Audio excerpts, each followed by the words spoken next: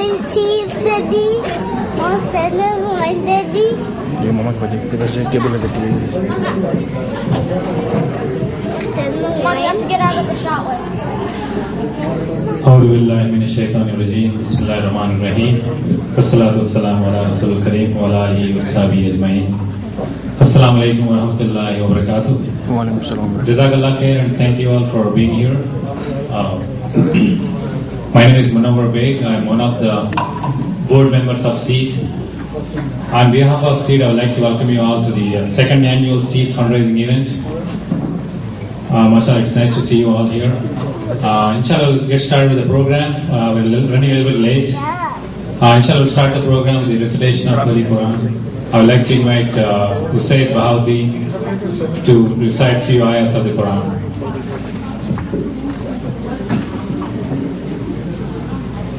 What's your name?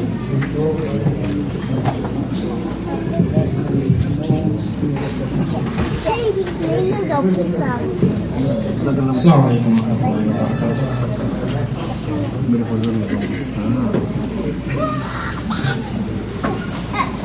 أعوذ بالله من الشيطان الرجيم. بسم الله الرحمن الرحيم. لم يكن الذين كفروا من أهل الكتاب والمشركين منفكين حتى تأتيهم البينة رسول من الله يتلو صحفا مطهرة فيها كتب قيمة وما تفرق الذين أوتوا الكتاب إلا من بعد ما جاءتهم البينة وما أمروا إلا ليعبدوا الله مخلصين له الدين حنفاء ويقيموا الصلاة ويؤتوا الزكاة وذلك دين القيمة. إن الذين كفروا من أهل الكتاب والمشركين في نار جهنم خالدين فيها أولئك هم شر البرية.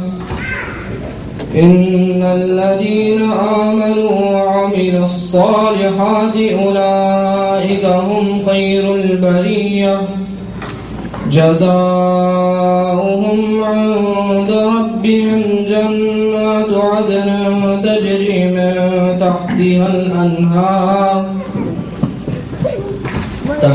الأنهار خالدين فيها أبدا رضي الله عنهم ورضوا عنه ذلك لمن خشي ربه صدق الله العظيم.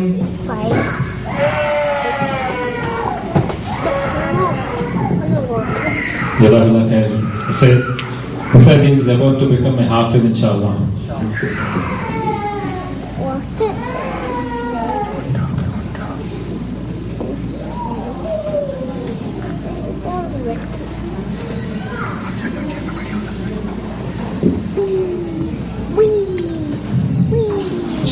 I'm going to give you an overview of the SEED activities, what is SEED all about, and then I'm going to talk about the SEED Michigan chapter structure, and then SEED, the new committee we formed, SEED Advisory Council.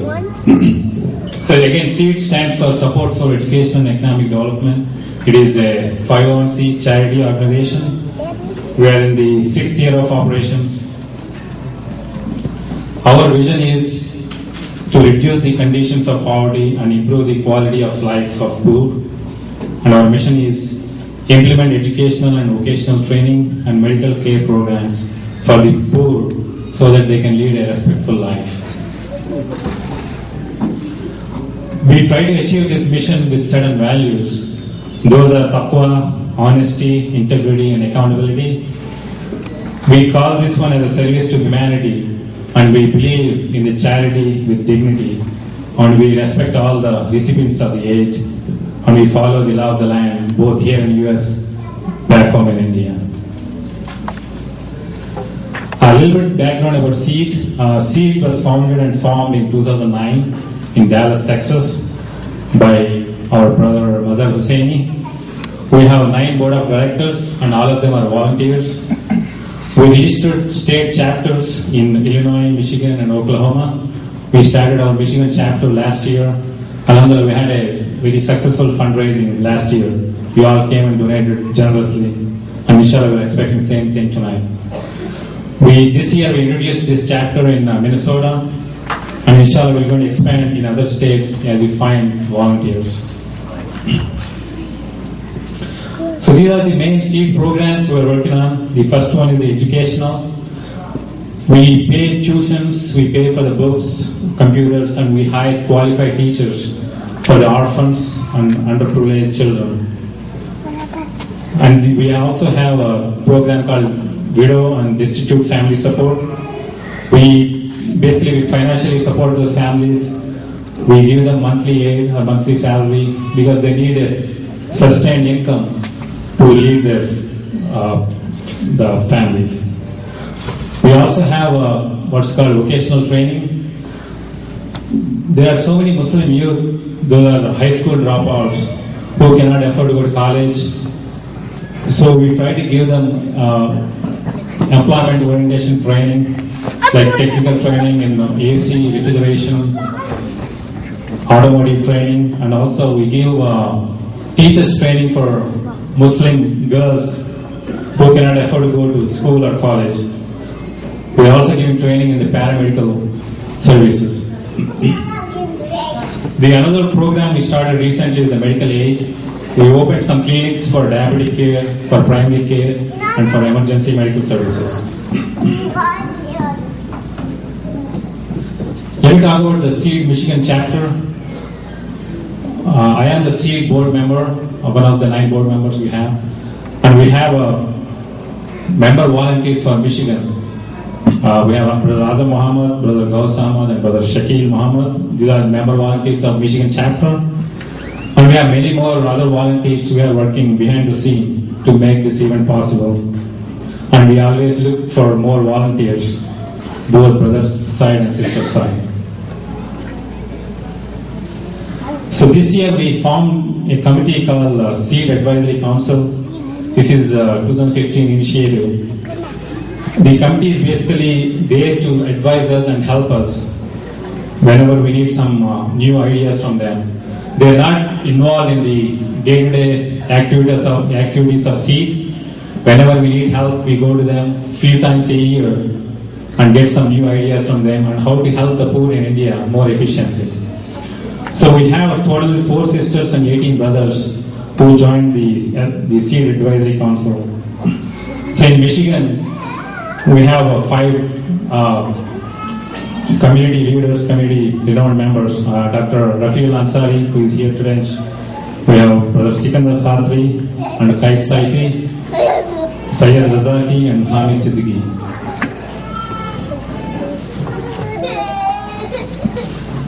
Let me talk a little bit about how we operate in US. Again, this SEED is fully run by volunteers. There are no paid employees. There are no, right now there's no office here. Brother Mazhar Hussaini runs the whole organization from his house.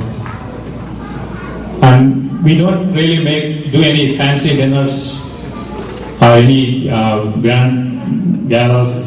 We try to keep our expenses as minimum as possible so that most of the donations go to Muslims who deserve these funds. But we are planning to open an office in Dallas pretty soon, probably before Ramadan, and we will hire a part-time employee for help with the daily activities.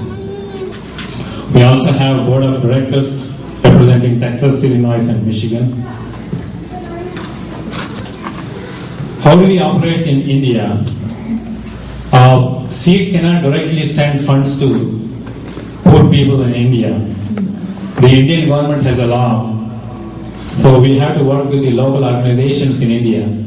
We only work with those local organizations who have the permit from Indian government, so they can receive foreign funds. So we also take a pledge and agreement from all the local organizations to keep it more transparent and accountability. And again, we don't have any office in employees are in India. We are trying to open a liaison office in India. This liaison office is basically coordinate all the activities in India, but they're not going to send money directly to the Muslims in India. They're just coordinators. They're going to give training and advice to the people who are receiving this aid. So as I mentioned before, we partner with different local organizations. We work with 21 local organizations. At present, we are working with 18 organizations. In Hyderabad, we have most of the organizations that we work with are in Hyderabad, but they are all over India. Some of the local organizations we partner with are the Dr. Ghulam Ahmad Trust. It's in Hyderabad, and there's the Iqbal Academy, there's the Majlis Khawateen in Hyderabad, and there's the Zahra Women College, a Children Welfare Trust, and then we have one in Calcutta Muslim Orphanage, and there's one in Aligarh. We are only few of the 21 organizations we work with. Again, because of SEED's commitment and accountability and transparency, and because of our ethical practices, SEED is recognized by Better Bureau Business and then GuideStar Exchange Gold.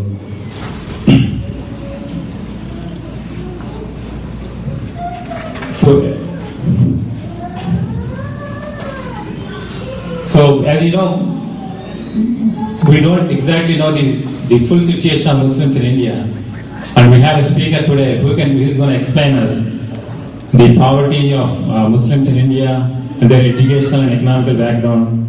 What are their conditions right now? Why do they need help from us?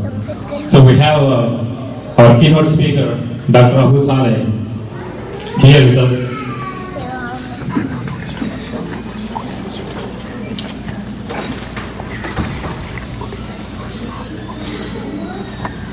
So Dr. Abu Saleh Sharif,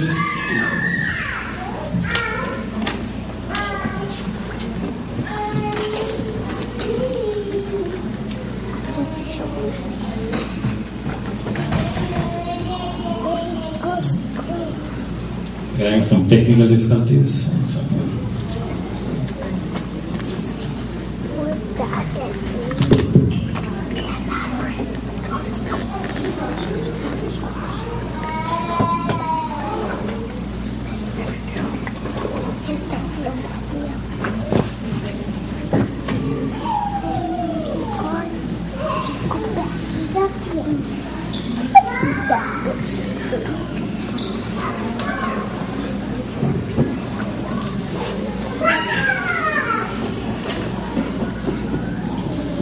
So Dr. Abu Saleh Sharif, we are honored to have him here. He flew from Washington DC. He came to Chicago for another event, and then he drove here from Chicago. Dr. Abu Saleh Sharif is a renowned Indian economist. He is the chief scholar of US India Policy Institute.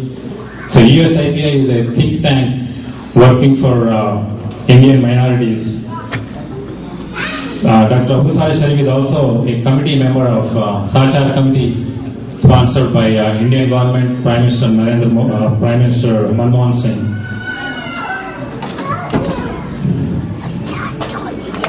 So I'd like to invite Dr. Abu Saleh Sharif to explain us the situation, the Indian Muslim situation, and their economic and educational conditions right now.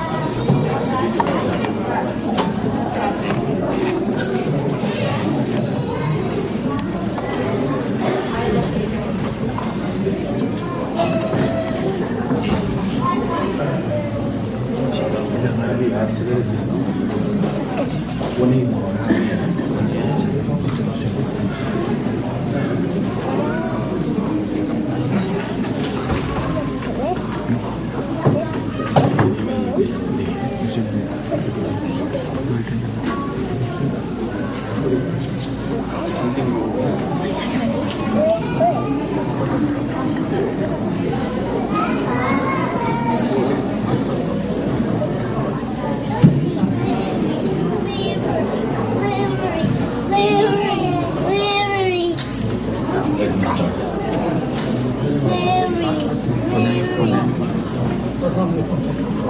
Assalamu alaikum. I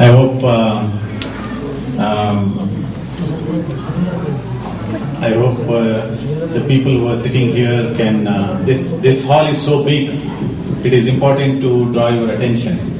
Assalamu alaikum, and I'm really honored to be here. My friend Mazhar Hussaini, when he asked me to come and speak on SEED program, I know Mazhar Saab for last about 3 years, and we have interacted substantially on various issues that confront Indian Muslims, and we have exchanged a lot of ideas as to what would be a better strategy to address the issue of deprivation of Muslims in India. And today I have limited time. I had prepared a PowerPoint which has not been downloaded, but by and large, the story of India can be told by some of the slides which I have here. How do I do that? I just go down here. Yeah. So I know, I presume that all of you present here are from India or have Indian background, right? Practically all people who are assembled here have their origins in India. Is it correct? Yeah. So, and some of you have come here, migrated to this land of milk and honey for a long time, and a few may be young and new. But the important point to today share is how does India look as of now, as in 2015. What is when some people have come here, let us say in 1970s, some have come in 1980s and 1990s. But 1980s and 70s, those people who have come during that period, they would recollect the conditions of India. It doesn't matter what caste, religion, at that time. Whether you were living in an urban area, whether you were living in rural villages, the conditions at that time were very, very depressing. The conditions, India had become independent in 47. Although we are a democratic country, at the time of independence, there was very little value, the very little economic worth India had. It was a very poor country. There was no food for eating. So those days, in my childhood days, I would see that there was a lot of PL 480 food which was sent by Americans to India, which was distributed in every school in India. Whether you were in Bihar, whether you were in UP, whether you were in Andhra or Karnataka, the state where I come from, the PL 480 milk powder, PL 480 maize ka dalia, and these things were supplied at that time by United States. Why? Because India's food security was very, very precarious. We had hardly any food. Our farmers could grow. आजाद हो गए, British चले गए, मगर prosperity नहीं थी. Those were the days. That time, the poor people were about 80% of all Indian population was poor. Poor का मतलब है those people who would have difficulty in earning adequate resources to feed their women and children and the family 2 square meals a day. 2 square meals a day. If you do the estimates. So 80% of our population was unable to earn that much of income in the early period of the independence. So गरीबी तो हर जगह थी. Everybody was गरीब. अब आजादी के बाद Muslim population, which the proportion of Muslim population became about 13%. Before Azadi, the combined population, the Muslim population was closer to 30%, 35% before independence. But when Pakistan was separated out, the Bangladesh part took away 10% of Muslim population, and Pakistan side of population took away another 12% of population. And the Muslim population which stayed back in India was 13% of India's population at that time. And at that time, the whole population of India was 400 million. It is slightly more than today's population in United States. I think United States population today is around 350 or 360 million. So in India, the population at that time was 400 million. Out of that, 350 million people were poor. दवाई के लिए पैसे नहीं, schools नहीं. Some of the elderly people here probably will recollect. But I will tell you what happened during those periods in next 10 minutes. But now in 2015, what is happening? One thing at least in United States, you people, every day, either in the newspaper or in Wall Street Journal or in New York Times or in Washington Post, have you seen any newspaper today which doesn't talk about India? On a daily basis? Do you find it very frequently referred to, India as a country? Yes or no? Was this the case 10 years ago? 20 years ago? Zero tha. So why is that India is referred to so often and so frequently in United States media? Why? There must be a reason, right? पहले नहीं होता था, अब हो रहा है, क्यों हो रहा है? So that means there are substantial changes. I'm using the word change now. And then I will tell you whether it is a good change or a bad change, whether it's better or worse. We can discuss that. But the fact is India has changed. And international countries like Europe, Japan, even China, United States, they think that India has come of age, so to speak. It has become an important nation in the world. One of the most important reasons why it became a very important country in the world, top 10 countries in the world. It is counted within the top 10 countries of the world today. If you take Google now and say which are the top 10 economies in the globe, there are 200 countries in the globe. Saudi Arabia से लेके आपको France से लेके Australia से लेके Somalia, small countries, 200 countries. Out of that, India is in the top 10. And in fact, some people now started telling India is actually can be counted in top 7. So, the top group, जो elite group कहलाती है, वो group shrink हो रही है from 10 now 7 and now 5 and 3. So there is a stage in which India is going to grow up, and in 2035 or 2040, India is in course likely to be the third largest economy in the world. In another 30 years, 20 years, 30 years period. Top 3 economies. Who is going to be in the top? Either China or US, and then India. Can you tell me very quickly why that is?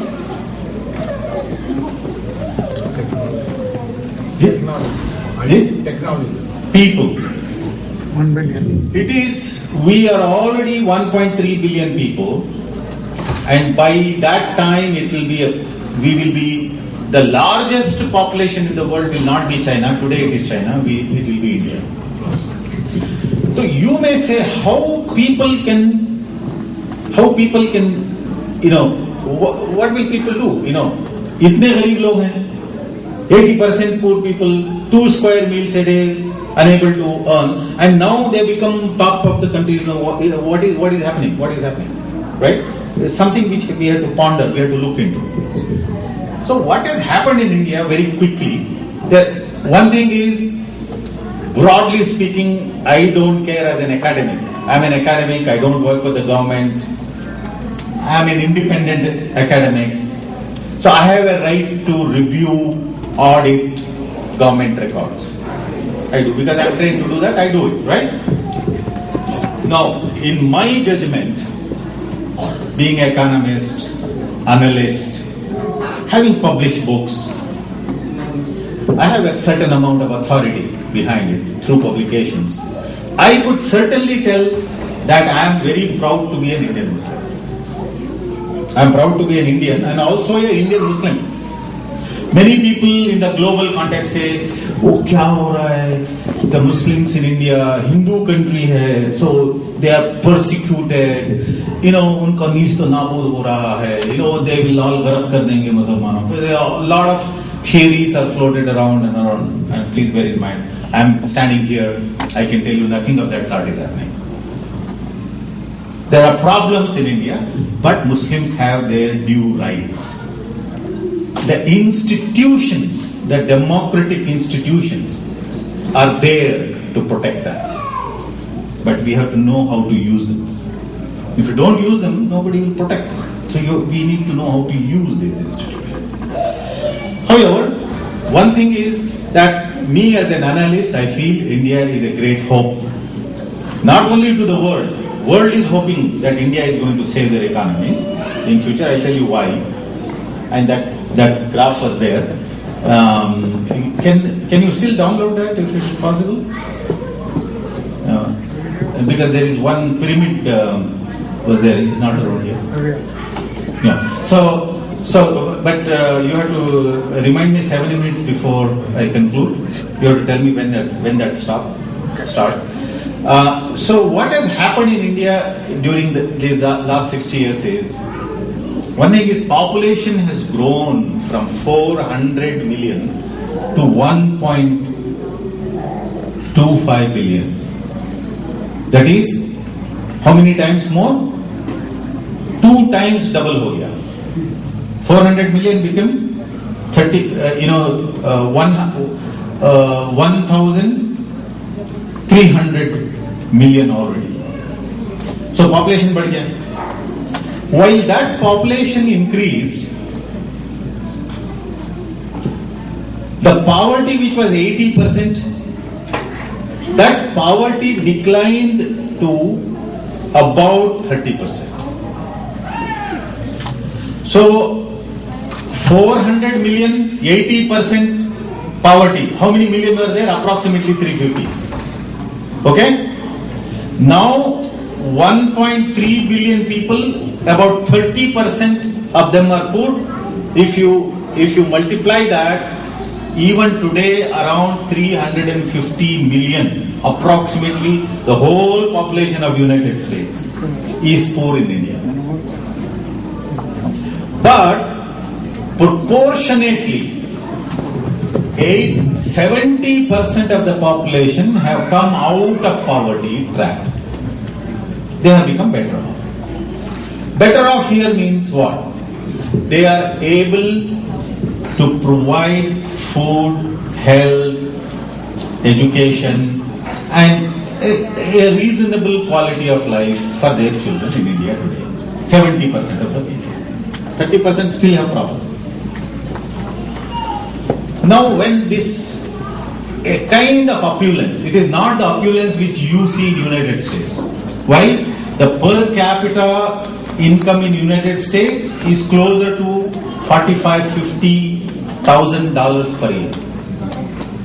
In India, the per capita income is around $1,500, $1,700, maximum is $2,000 per year. So there is a big difference in what opulence is, what richness is. United States is a very rich country. Europe is a very rich country. Japan is a very rich country. India cannot be like that in our lifetime, definitely not. But still India is considered the third or fourth or fifth most important country in the world. Why? That is because of human resource. What is happening globally is, for businesses you need consumers. Without consumers you don't have business. Why in India, in United States today, the business activity is very difficult. You know, people who have just recently visited India, when they go around the city and then stay there for 8 days and come back here and then suddenly go around another city here and see, you just see the difference in activity itself. The amount of activity in India is mind-boggling amount of activity. Now that activity doesn't happen in United States. It already happened 20 years ago, 30 years ago, 40 years ago. पिछले 100 साल से United States में opulence बढ़ गया. So now it has reached that level that you don't see that activity. But India is a growing economy. So you see a lot of activity. You not only see a lot of activity, but you also see a lot of consumers. 1.35 billion people, consumers.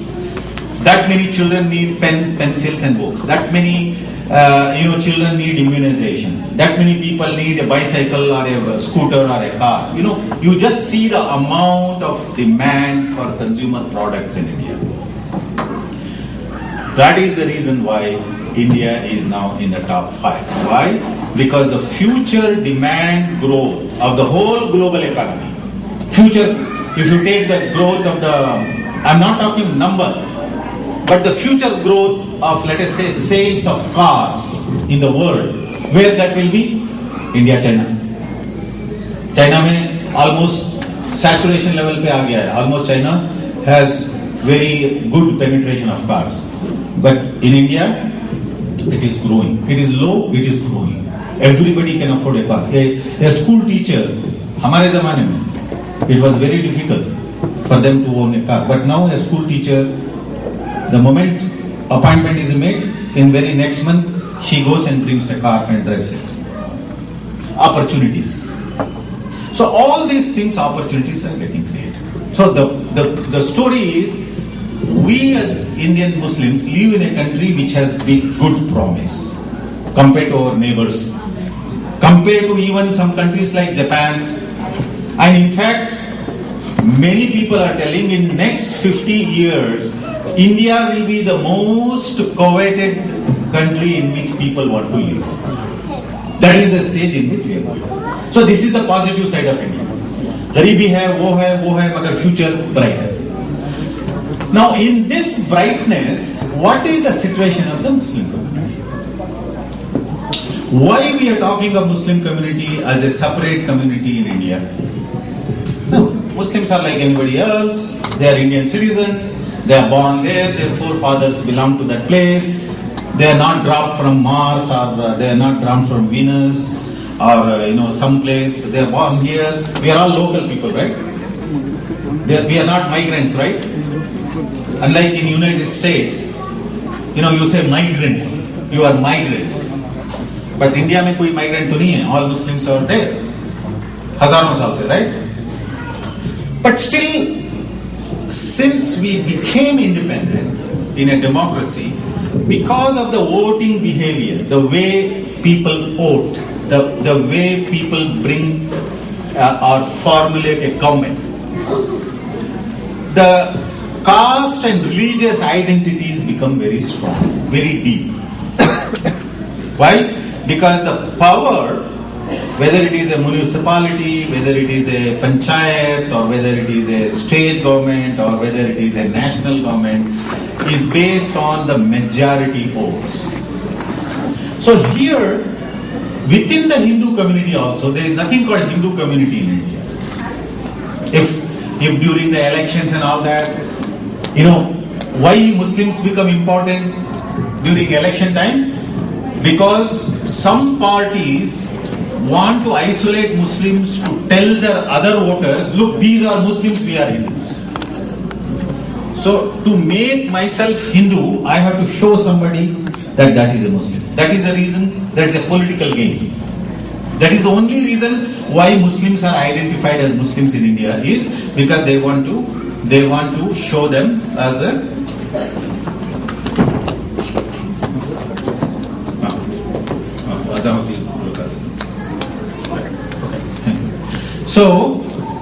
So the important point there is there is nothing called Hindu religion. Hinduism is divided historically, not now, 5,000 years since the time Hindu culture or Hindu religion evolved. It is divided into different caste structure based on occupations. So caste structure is the one which is even today the foundation of Hindu identity. So in India, when the voting is done, there is nothing called one Hindu vote. All Hindus voting to one party. Even now, when Modi ji became the Prime Minister, only 29% of Indian voters voted BJP. How many? 29. So what happened to 70% of the votes? What happened? They voted BJP? No. So today's government, is it a majority government or a minority government? Huh? Nobody says that. Actually, it is a minority government. They have numbers. They got MPs. In the parliament, they are in majority. But people did not vote them. Only 29% voted. So what happened was the 70% vote, itne batwade kar liye based on caste, religion, region, language, itne batwade ho gaye, ye 29 become a big number. In 100, how can 29 be a big number? Is there any mathematician here? Logic philosopher, boliye kaisa? It is just the silly behavior of dividing votes that this party won. There is no majority in India today. 70% of Indian voters did not vote BJP, did not vote Modi. So आप गुमराह ना होना कि मोदी कुछ कर देगा, वो Modi majority में आ गया, वो अभी वो करे, कुछ नहीं कर सकता वो. Because 70% of Indians have not voted them. 70% is majority, na? So now what we have to understand is how we organize ourselves and how we as Muslims have to become part of the movement. What is that movement? Democratic movement. What is that movement? Economic growth. What is that movement? Building civil society.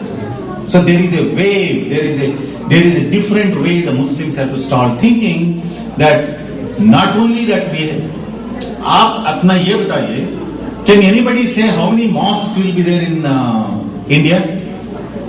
Hussaini sahab, the mosques in India will be more than in Pakistan or India में ज़्यादा mosques रहेंगे, पाकिस्तान में ज़्यादा रहेंगे? आप बताइए. India में ज़्यादा है. तो इंडिया में कौन सी चीज वो मुसलमानों के ऊपर आके आन पड़ी है कि मुसलमान परेशान हो रहा है? क्या चीज नहीं है मुसलमानों के लिए? छोटे मोटे छुटपुट एक इवेंट को हम नेशनल लेवल पे ले जाते हैं और डराने की कोशिश करते हैं. आप समझ रहे हैं पॉलिटिशियन क्या करता है? ये कहीं होता है छोटा मोटा लव जहाज, एक हिंदू बटा एक हिंदू लड़की बात छोड़े थे, वो पूरे मुसलमानों को डराने की कोशिश करते हैं और मुसलमान डर जाता है. क्यों डरता है? इंस्टीट्यूशन है, कोर्ट्स हैं, पुलिस है, सिस्टम है. So we have to get empowered to use our democratic institutions, and that is what we need as Muslims in India. So how do we do it? There are many different ways to do that. One thing is, generally we go around, we go to Hyderabad, we go to Delhi, we go to Calcutta, we go to Bangalore, we meet our relatives, friends, everybody is doing well. एक दो तीन तीन चार चार काने रखे हुए घर हैं यहाँ. कौन सी चीज नहीं है हमारे रिश्तेदारों में जो पीछे छूटे हैं, जो हालात उनके कभी कभी लगता है कि अमेरिकन से भी ज्यादा अच्छे हालात इंडिया में है. लगता है सही है. तो ये जो है about 5 to 7% of the population. 5 to 7% of all Indian populations are of that nature. उसमें मुस्लिम्स का शेयर जो है, मुसलमानों के अंदर वो शेयर है about 5%. ऑल इंडिया का share about 7%. Then another about 30% of the population is they are खाते पीते लोग हैं, मतलब they are okay, no problem, they can manage. And Muslims में middle class, the overall middle class is about 30%. Muslim middle class is about 5% less, 30%, 25%. So Muslims में भी even today 25 plus 5, about 30% जो खाते पीते and better offs हैं, 70% of them are still relatively poor people in India in the Muslim community. So now if we want to develop the Muslim community in India, we have to develop those 70%. And in those 70% also, we have to identify who are the people who deserve our support. दो तरह का support. एक immediate support. कोई बीमार है तो उसे तो दवाई आज ही मिलनी चाहिए, कल तक वो वेट नहीं कर सकते, परसों तक वेट नहीं कर सकते, क्योंकि बीमारी है. Something which has to be done quick. But there are a few things which we have to plan for long term. That is, agar if we know how to give balanced food, proper nutrition, timely immunization, timely medical care for mother when she is pregnant, अगर ये policies हम अब से ही शुरू करेंगे तो that जो disease होने वाला है, for which we need to immediately spend money, that disease load will come down because of the prevention, and this is a long term strategy. तो आज आपके रूम में दो तरह के लोग बैठे हुए हैं. हुसैनी साहब बैठे हुए हैं, वो आज इमीडिएटली जो प्रॉब्लम आ रहे हैं उनको दिख रहा है, he want to solve that problem. गरीबों के आंसू पोंछना चाहते हैं. हम भी वही काम करना चाहते हैं. हम एनालिस्ट हैं, थोड़ा सा आगे सोच रहा हूं मैं. तो हम चाह रहे हैं कि हम कुछ ऐसा फाउंडेशन बदलें हमारे मुसलमानों को इंडिया में कि next 5 year, 10 year, 20 year, 30 year में हमारी जो कंडीशंस हैं मुस्लिम्स के, वो कम से कम दूसरे जो भारतवासी हैं, दूसरे जो इंडियन सिटीजन्स हैं, उनके लेवल का हो जाए. हमारा लेवल 10, 15, 20% कम है बनिस्बत अदर कम्युनिटी, हिंदू कम्युनिटी या अदर माइनॉरिटी कम्युनिटीज को कंपेयर किया जाए तो आवर कंडीशन इज इंप्रूविंग. जो इंडिपेंडेंस के बाद जो इंप्रूवमेंट हुआ ना, independence, वो improvement, Muslim are also part of it. Muslim are also in the same sea, same ocean of, they are getting benefit, but the rate of change is slow. For example, education, literacy. At the time of independence, Muslim literacy was not very bad, it was good. High cast लोग थे Hindus में, दलित लोग और tribal लोग थे, बहुत बिछड़े हुए, और वो they were very very lolly educated. 10% भी उनके पास एजुकेशन नहीं था at the time of independence. 10% of Dalit and tribals didn't have education, whereas almost 70 70-80% of high caste Hindus had education. And Muslims had something like 45-50% education. Dalit had only 10% education at the time of independence. But now what has happened?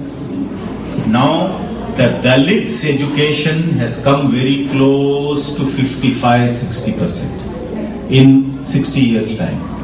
Every year 1% literacy improve हुई दलित. मुसलमान की जो 40-45 था वो closer to 60% आ गया. And जो high cast थे उनकी लिटरेसी 70% थी वो 95-97% हो गई. 100% लिटरेट हो गए हाई कास्ट. और दलित जो 10% लिटरेट थे क्लोजर टू 55-60% लिटरेट हो गए. See the change? Can you tell me quickly what is the change? Almost 50 percentage points. Muslims का जो 40-45% था that has improved only to 55 or 60%. How much? 10-12%. Now this is what is called the rate of change. तो ये हर महकमे में you take any महकमा, education, higher level education, bank loans, employment in government jobs, healthcare sector or factories or manufacturing or trade, कोई भी महकमा ले लो. The Muslims are slowly growing, but they are the laggards in India today for the last about 30 years. Now, it is our responsibility today to think about it. See, the more important thing for us is not just giving money contribution, but also give a thought and tell those people how those relatively, worse off Muslim brothers and sisters who are in India, what should they do to empower themselves? Now, how many minutes is it? 3-4 minutes.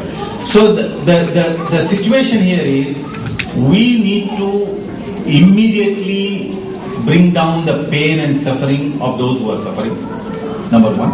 And secondly, we have to empower the community. Now, is this our job to do this? We are here, अपने families में, अपने काम जो हम busy हैं. So how can we do that? There are 200 million Muslims there. So the answer for that is the development of a nation and a development of the communities. It doesn't matter what communities. The resources are with the governments. You just see in United States. No child left behind. So I have to stop now, right now? Or? Keep going. Yeah. So I'll conclude now. And so what has happened is, the no child left behind policy in United States. So the United States, a child of a particular age, school going age, every child, almost 100% children are in school, right? Because of a policy. That to implement that policy, the United States allocate money.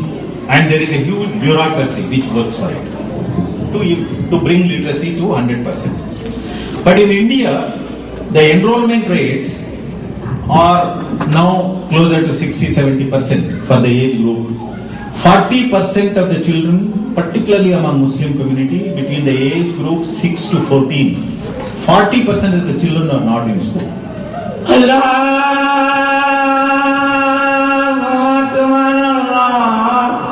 Akbar, Allahu